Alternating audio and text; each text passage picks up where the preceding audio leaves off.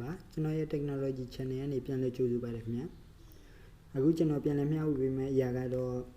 phone number တွေမှားဖြတ်မိလို့ရှိရင်ပြန်ယူလို့ရတဲ့နည်းလမ်းလေးပဲဖြစ်ပါတယ်အဲ့ဒါတော့ဒီ application လေးတစ်ခုလိုပါတယ်အဲ့ဒါကို down မယ်ဆိုရင်တော့ဒီ Play Store ကလွယ်လွယ်ကူ down လုပ်ရပါတယ်ဗျာကျွန်တော် down ပြပါမယ်ရင်းတို့ဒီမှာရှာမှာ delete content ဆိုပြီးနဲ့ရှာလိုက်ပေါ့ဗျာ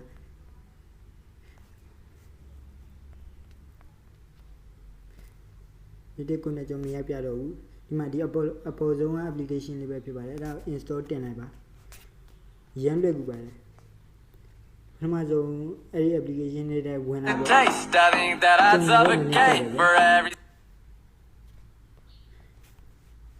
ရပြီအဲ့ဒါဆိုရင်ဒီမှာဒါကျွန်တော်ရဲ့ content ပေါ့ဗျာ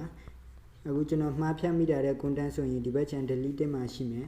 အဲ့ဒါရှိလို့ရှိရင်ဒီ phone number တွေကျွန်တော်ဒီမှာမှားဖြတ်မိတဲ့ phone number တွေပေါ့ဒါကိုကျွန်တော်ပြန်ပြီးနဲ့ save မယ်ဆိုရင်ဒီဟာလေးကိုတစ်ချက်နှိပ်မယ် restore all ဆိုတာလေးကိုတစ်ချက်နှိပ်လိုက်ရုံပဲ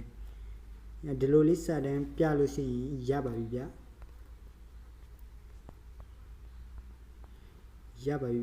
အားလုံးအဆင်ပြေမယ်လို့မျှော်လင့်ပါတယ်